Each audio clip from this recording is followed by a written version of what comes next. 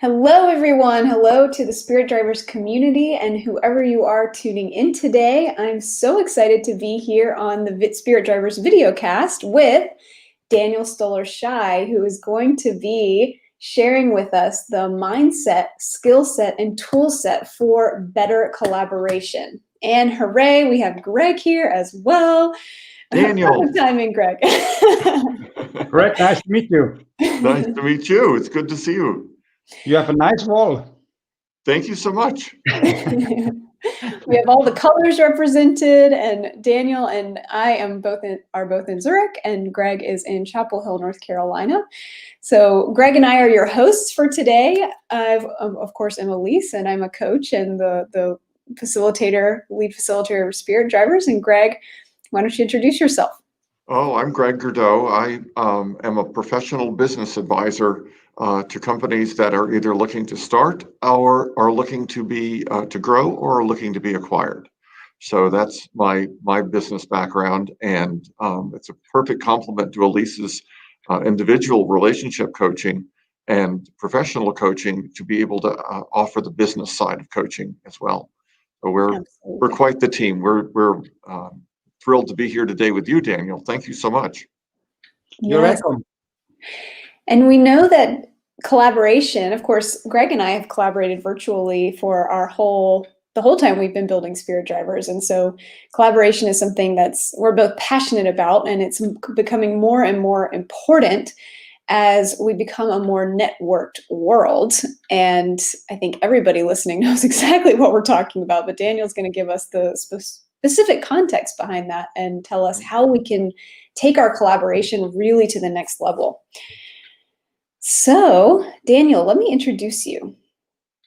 You've quite a bio here. So Daniel Stoller-Schai is an experienced digital collaboration and learning expert. He graduated from the University of Zurich with a degree in education, computer science, and psychology, and worked in the field of adult education and educational research. At the University of St. Gallen, he was involved in setting up the Learning Center and earned his PhD on the subject of e-collaboration. So we could not be talking to more of an expert. As manager for digital learning and work technologies, Daniel has implemented customer projects at Phonak, UBS, Creologics, and numerous other companies, thank you, and startups, and gain experience with the global use of internet-based learning and work projects. In February 2019, he founded the company Collaboration Design, which focuses on the design, implementation, and support of collaborative learning and work processes in companies, organizations, and educational institutions. Daniel is also a lecturer at the Lucerne University of Education, at the Institute for Communication and Leadership, IKF, and head advisory board of the Learning Innovation Conference. So without further ado, thank you for being here, Daniel. Thank you. So why don't you start out by giving us the context? Why is collaboration so important, and why is this a subject that you have focused on for so much of your career? Yeah, I mean, collaboration is not really a new topic. I mean, it's the cornerstone of human mankind, and without collaboration, we would not have survived as human beings. So it's not really new. But what is new since about maybe 50 years that we do and can collaborate over networks with computers, and we can combine face-to-face collaboration with online collaboration, and also set up new hybrid settings, which I think will very important in the future. And 20 years ago, I started when I saw that this thing called Internet World Wide Web is coming. I decided to work on the collaborative side of networked organizations.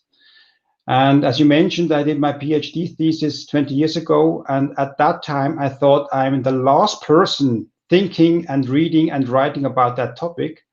But actually, I was quite early. And now, together with the last year and with the Corona crisis, we are now really in the middle of a collaborative challenge. So I think it looks really promising, and I'm also look forward to our talk this evening. Fantastic. And we've got Isabel here, Isabel Steinhoff. So thank you for tuning in, Isabel. She says, hey, Daniel. Hello, Isabel. Nice again. And so what we're going to do today on the Spirit Drivers videocast, we're here to bring you spirit-driven and vision-led leaders to share their wisdom with you. And what Daniel will do is, now that he's presented the context of why this is so important, especially right now, we have this huge and amazing collaboration challenge in this hybrid setting where we're going to be working in the future. How can we do that better? And he'll share 3 tips with you today.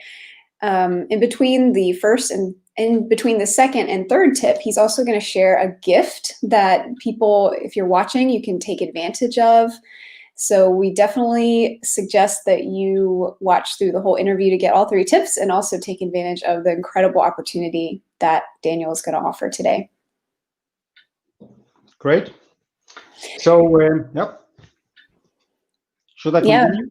Yes, okay. Please do. Let us know. Normally, when I speak about collaboration, I'm using a so-called collaborative canvas. And if you don't mind, I briefly share my screen with you so that you see and understand the context.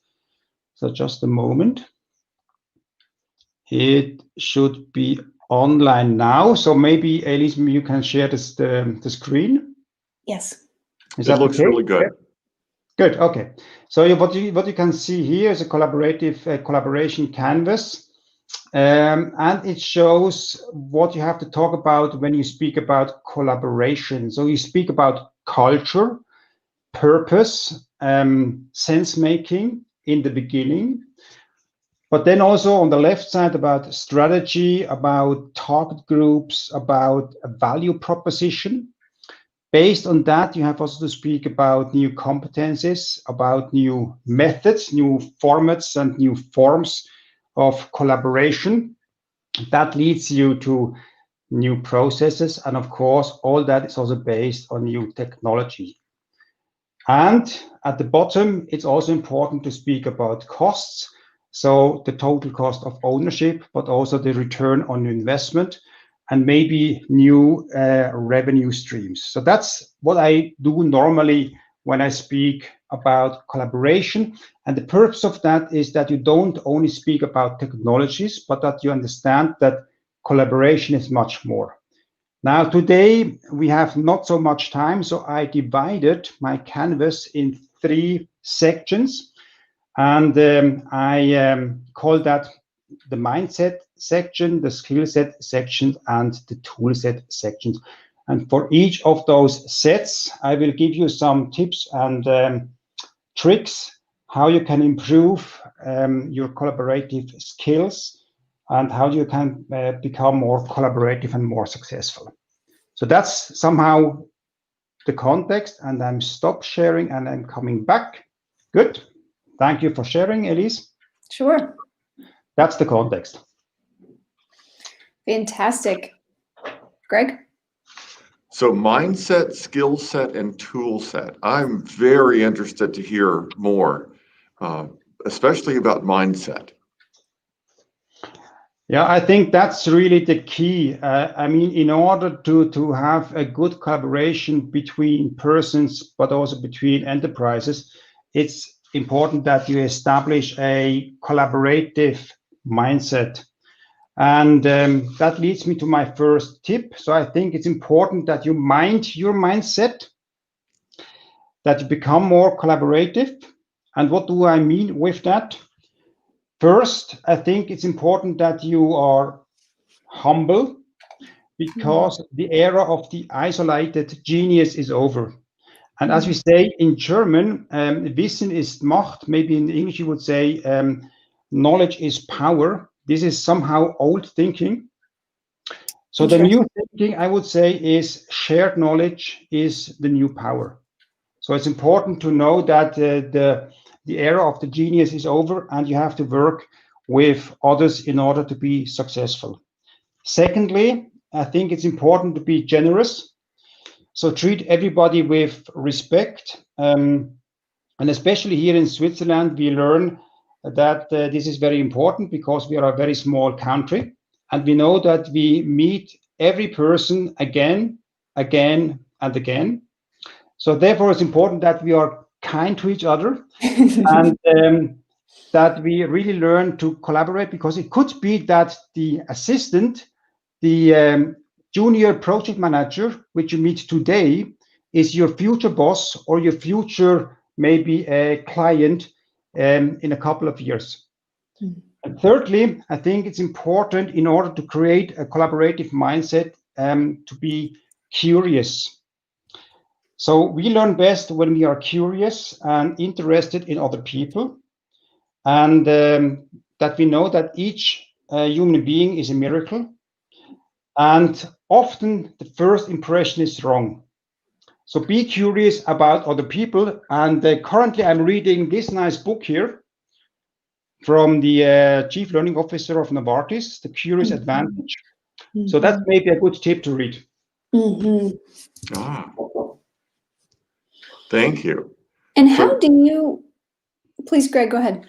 I was going to say, if you would dive a little bit more into mindset, because I think that creating that mindset or encouraging the mindset amongst the team is really the bigger value in collaboration, because you don't want it to just happen in a meeting. You want it to happen all the time, right? Correct. You want a collaborative culture. So that starts with mindset, I believe, and I would love to know a little bit more from you about how you encourage that with your clients. Yeah, I mean, a couple of decades ago, but also a couple of years ago, we still worked in these hierarchical organizations, and nowadays we have understood that we are way too slow if we still work in this kind of organizations. So we have to become more networked organizations. We have to give the decision power to the borders of these networked organizations, so that all the people who knows the markets can really collaborate with the market. I think that's really a key to be and to stay competitive in the future, so that you have this competence to make decisions and to collaborate directly with the markets. And as we discussed that last week, this is also based on a nice book, which is also now 20 years old, called The Clue Train Manifesto. By the way, I also have it here. The Clue Train Manifesto. It's a must read. Yeah, exactly. It's a must read, and it's divided in 95 theses. And thesis number 1 is called Markets are Conversations. And I think this is very true. So if we are not able as enterprises and as human beings to take part in these conversations with the markets, we are not competitive anymore. So and this is based on a collaborative mindset. Maybe that explains a little bit what I mean with mindset. That is a perfect explanation, actually, because the network that you're describing is not a network of your team or a network of your organization. It's a network of all of that and your market. Correct. Yeah. Right. And collaboration is required almost like a hub and spoke model all the way through that network. Correct. That's very good advice, especially now when communication is either easier or more difficult depending on your market, right? Yeah. Yes, and I also want to highlight what you said, Daniel, about being humble, generous, and curious, and really fostering and cultivating those ways of being in your work life and just in your relationships with people. I especially thought that was interesting that you said that knowledge is no longer power, but shared knowledge is power. I think that distinction is incredibly memorable for particularly for me right now. I mean, if you're interested in this topic, I'm also part of the corporate learning community Germany. And we always try to define a topic for the year. And for this year, the topic is something like shared knowledge is the power. We are still in the definition phase, so it's not completely ready at this moment or at this point in time. But if you are interested, tune in to the corporate learning community in Germany. We organize a couple of bar camps. Normally we do that face-to-face. But now, since we cannot meet with each other face-to-face, we do that virtually. So, for example, last September, we organized one of the first hybrid bar camps with about 400 people from Germany, Austria, and Switzerland.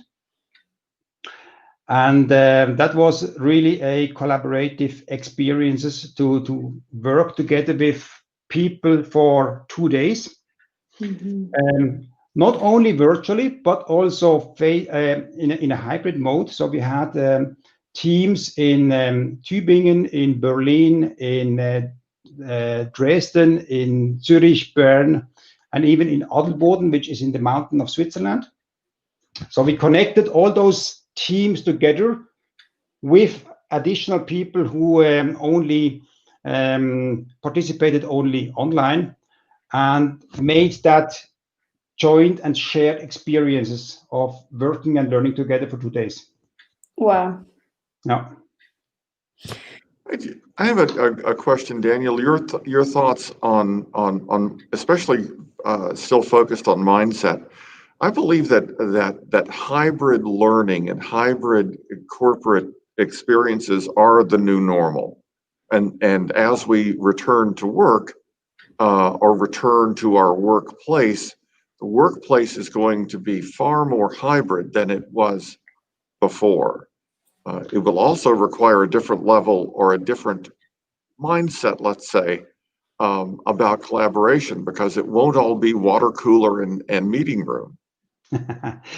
Yeah, that's correct. I would not say that we are still very good with hybrid settings. I would say we are at the very early stage. And normal setting is that we have people who meet face to face, and then we have some poor guys who have to join virtually. And that's not really the top end of hybrid settings. So I think we have to be much more creative how we create these hybrid learning and working settings, so that we have a balance between people who join virtually and people who join face to face, so that they have the same amount of collaborative possibilities. And therefore, I think we have also to furnish our offices in a new way and bring in more collaborative technologies, such as collaborative whiteboards, screens, 360-degree cameras, good microphones, and stuff like that, so that we don't have a misbalance between people who take part online and people who take part face to face. I think that's very important. Because it won't be truly collaborative unless they can be on a what would in essence be a level playing field. Correct. Right. Yeah. And maybe that brings us into the tool sets. That brings us maybe first into the skill sets. Okay. Let's go into the skill sets. Yeah. So about my tip about the skill set is, I think it's important, and we discussed it now already, never stop learning. I think become more collaborative by adopting new collaborative methods. And what do I mean with that? I think it's very important that you start with personal experiences. So you cannot learn to be more collaborative or to adapt and learn new collaborative methods theoretically. You really have to do it. And you cannot do it alone. You have to do it with others. For example, what we do today, this evening, is also kind of a collaborative experiences. And I think it's very important that we base our learnings on concrete and very practical experiences, so that we also check out new methods for face-to-face collaboration and for digital collaboration, as we just discussed, also for hybrid collaborations. And there are a lot of fancy and great methods around. For example, I think it's quite worth to step into methods like working out loud, liberating structures, and you can check that out afterwards on the internet, or you can approach me via LinkedIn. We just did a nice workshop last Saturday with Lego Serious Play. Cool. That was really funny, yeah. But also with live design and design thinking. So we have a lot of methods which works face to face, but we now also learned that we can do that virtually. For example, 1 year ago, nobody had thought that we can do a Lego Serious Play virtually, but now we can do that. We checked it out. We did not think about that theoretically, but we just made the proof by doing it. And I think that's quite important. Can you talk more about the application of Lego Serious Play? So a team comes to you and does Lego Serious Play together. What is the result from their Serious Play collaboration time? I mean, the result is that you don't talk just about the topic, but you think with your hands. That's one of the keys, I would say. You think with your hands. So while you are speaking, you build these models. For example, it could be the task that you think about your, let's say, your team spirit. And you don't only talk about your team spirit, but you build a model of your team spirit. And then you compare it with the models of the other persons.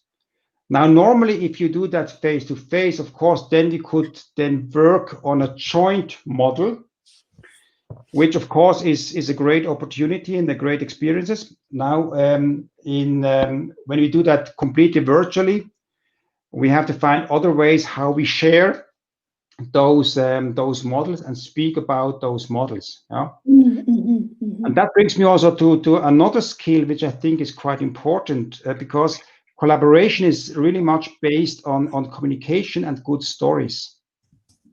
So therefore, I think it's also important that you improve your storytelling, so that you learn, for example, when we speak about Lego Serious Play, that you learn to speak about your model, or that you also improve your storytelling competencies with sketchnoting, or with podcasting or video blogging. So these are all important skills which we have to learn in order to adapt and apply more collaborative methods. Yeah. Daniel, could you go back a second and talk about working out loud? I'm not the professional about working out loud. I can just give you describe a little bit the methods. It's you meet with a couple of people, maybe 4 to 5 people, and then it's based on a program by John Stepper. So he built up a 12-week program, and first you define your personal learning target, and the team helps you to achieve these learning targets within the next 12 weeks. And you also learn to speak about how you work, and you also learn to speak about your possibilities and your competencies, for example, with or through social media channels. So it's a combination of collaboration, communication, and then also broadcasting that through social media channels. And it's a 12 weeks approach, and you can go to workingoutloud.com. It's for free. You can just share a couple of colleagues around you. It's quite interesting if you share colleagues which you maybe don't know from other companies. And then you start this 12-week challenge. Oh, Daniel, thank you so much. I did not know about it. I will look that up. And participate. That sounds like a wonderful tool to be able to offer to teams. It's a great tool to really train your collaborative methods and competencies. Right. And also to speak about that and also share it with a broader audience. All right. Thank you so much. Yeah, one of the things that I'm getting from all of these skill sets are that there is the humans have always collaborated. And you said this, humans have collaborated since the beginning of time. It's what we do.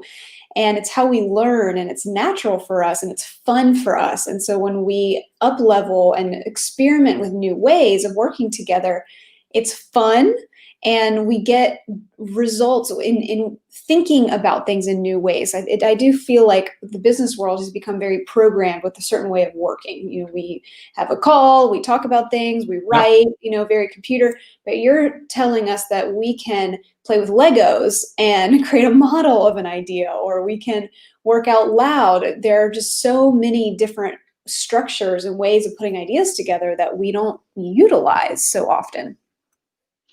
Yeah, I think it's very important, because if we collaborate through internet-based channels, we have reduced possibilities really to see each other and understand each other.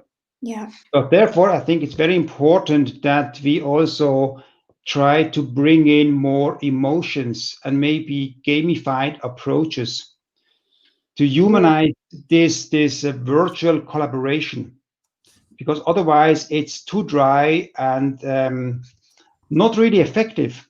So in order to really unleash the power of collaboration also in a virtual world, I think it's very important that we bring in this emotional basis, that we also trust each other, and that we also learn to read our faces and our impressions and stuff like that.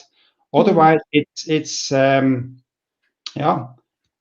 not as effective as face-to-face collaboration. And of course, it needs time. I mean, also we discussed last week about the fact that we collaborate now since thousands of years, but we have only 50 years experiences with computers. And the great part of us works now since maybe 15, 20 years with internet-based technology. So we are at a very early stage. Right. And we still we are in an experimental phase and have to learn how we do that in a better way. Right. But on the other side, I also have to say, I'm really impressed and astonished what happened last year.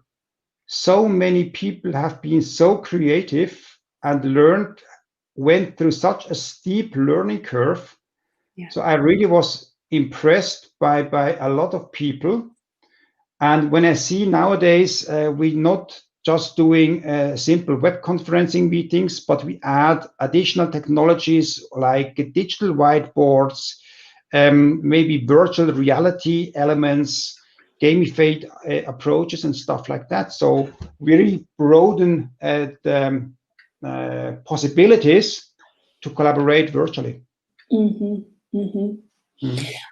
Thank you for sharing that context. For me, that really blew my mind to think about, wow, we've been collaborating since the beginning of time, but only for the last 15 years have we been doing it virtually. So think about the possibilities going forward for collaboration in this hybrid way. And so it's just very exciting to think about that. Yeah. And with that, I would love for you to share your gift that you have with our audience today. Yep. So I also, of course, thought about what could be a collaborative gift when we speak about collaboration. So my collaborative gift to you guys out there, and I have no clue how many people now watch this broadcasting session. You can approach me on LinkedIn. It's quite easy to find me because nobody in the world has the same name as I have. So you will find me on LinkedIn, and you can approach me with your collaboration topic. This could be a question. This could be an issue. This could be a challenge, a problem, or just something else, a story. And I promise you that I will answer you either through LinkedIn, through email, or that we maybe also can schedule a short Zoom session together in order to discuss your topic, your challenge, your question whatsoever. So I'm really looking forward to a lot of new faces and new people and a collaborative adventure. That is a fantastic gift, Daniel. Thank you so much for offering it to our followers. That's a must do, right? Okay. Yeah. Absolutely. Thank you, Daniel. I am excited to hear about who comes to you with the stories and the questions that you get and the feedback that we get from this conversation today. And Greg and I also want to share about Spirit Drivers, which is a collaborative environment that we communicate in a different way in the Spirit Drivers room because it's a confidential conversation with other leaders who you can really open up to, and it's really a magical experience to be able to open up and share your true story authentically and gain feedback and support from people, other leaders and managers from all different industries. And so that's open for application now. We're taking applications to join for Spirit Drivers now. At spiritdrivers.com. Yes. And how about your last set of tips, Daniel? What do you have for us next? I believe it's toolset now, yeah? Correct. Maybe one additional comment about the gift and about Spirit Drivers. Sure. I mean, what we could do is also that we share maybe some of the results of this collaborative adventure again through LinkedIn, and of course connect that to Spirit Drivers, so that we see what happened based on this conversation which we had this evening. Mm-hmm. Yeah. Yeah, I find that my best ideas come from speaking to people. Mm-hmm. Like the best things that ever happened to me in my life always come from some kind of collaboration. Yeah. Good. And the third tip is about tools, and it's by purpose that this comes as the last tip, because it's important. Normally, when we speak about collaboration, and especially about digital collaboration, we only think about technology, and that is completely wrong. And we learned that from many projects, that if you just implement technology or collaborative technology and then you think now it works, then you fail. So it's important that you really start with the mindset, with strategies, that you know the goals which you would like to achieve, that you become better with your methods and your processes and your competencies. And then maybe also based on use cases, then you are ready to select the right tools and the right technologies. And of course, this is also important that you also improve your tool set. And maybe I can start with that I say a fool with a tool is still a fool. So that's why you need to become more tech savvy by learning and applying new collaborative technologies. So I think it's very important. We have so many now great and fascinating technologies out there that we also have to improve our tool competencies, so that we really can profit and benefit from this great possibilities which is offered by the tools. So what do I mean with that? Software is not really expensive anymore, or even for free. So I think check out as many software as you can. Create, for example, an account on Miro, which is a digital whiteboard, or Padlet, which is also a digital whiteboard, or on Wonder, that's a platform to meet very informally with other people, or Remo. Remo is also a tool for virtual conferences based on a house metaphor with different floors. So you can meet in Remo with other people. You can also add broadcasting, speak with each other through video and microphones. But also Zoom and Teams, I think, are very important tools.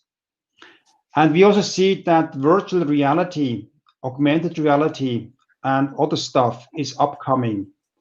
So check out all those technologies. Maybe buy one of those fancy VR glasses. Check it out. Maybe you don't like it, doesn't matter, but then you know why. So check it out, improve your technical skills. And then maybe you will see that tools, and because I'm based on education science, I say didactics. So tools and didactics go with each other. They influence each other. If you are more tool savvy, then I'm pretty sure you can then implement better collaborative settings, and vice versa. With more collaborative experiences, you will know which tools you need in the future. And maybe you can even help to invent and improve new technologies. So also try to collaborate with startups. And there is a fascinating startup incubator here in Switzerland called the EdTech Collider at the Technical University of Lausanne.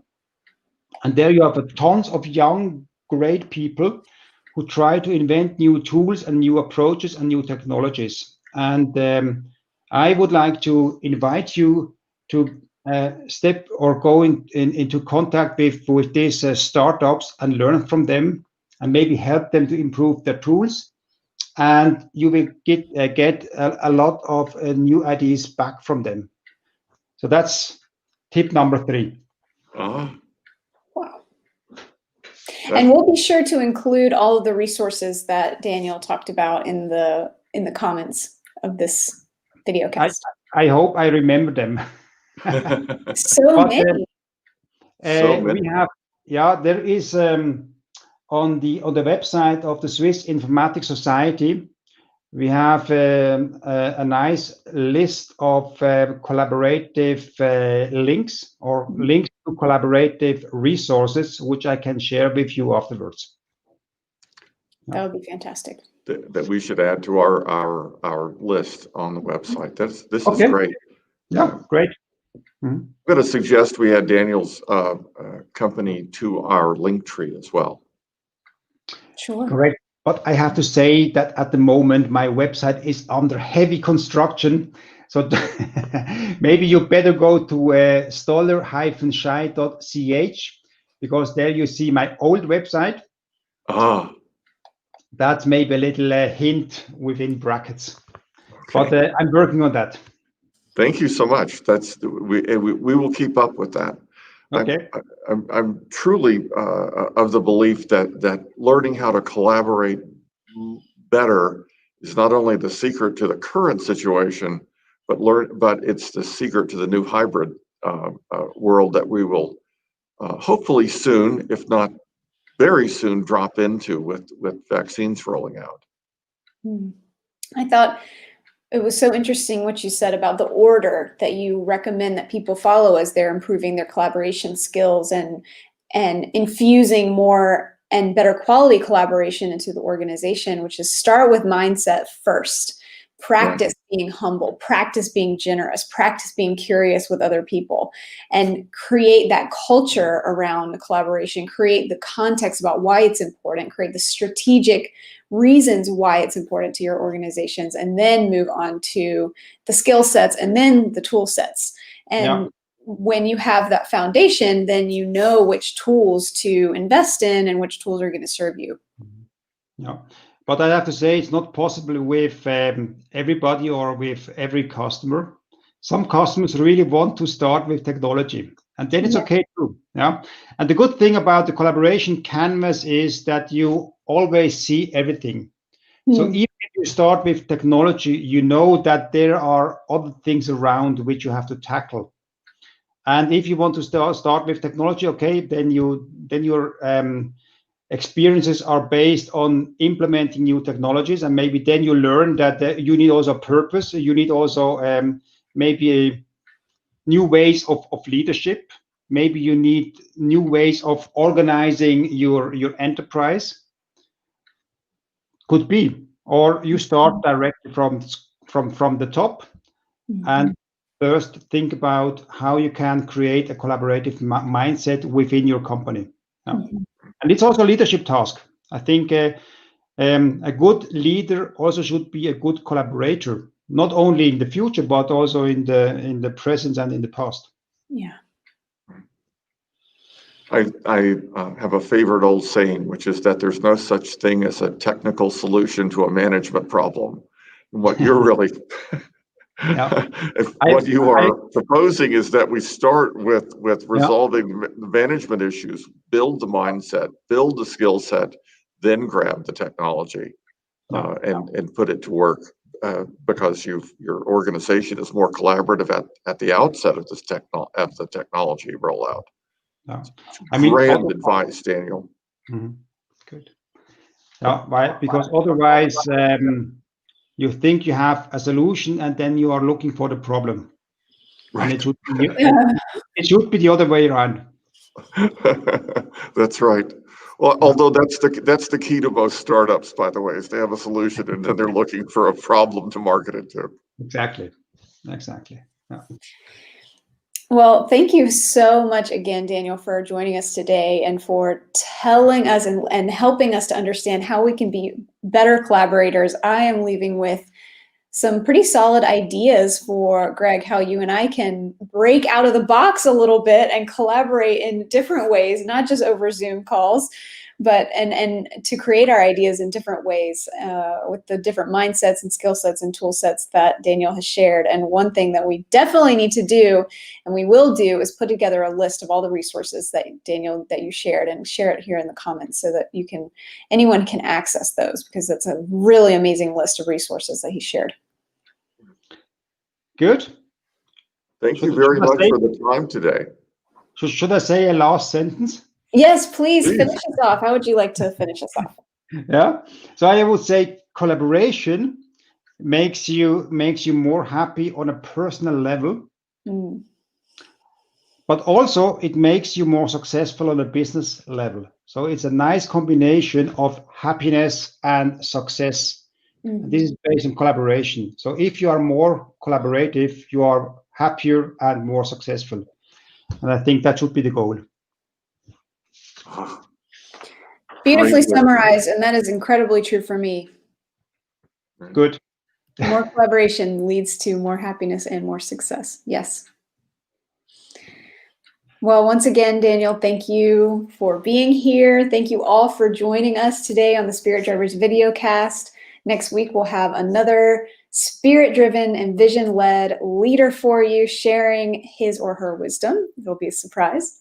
And we are excited to see you there, and excited to see you also in the Spirit Drivers Mastermind, if that's where you want to be, in a community of other leaders who are creating their vision and having the support and collaboration with others, other like minds.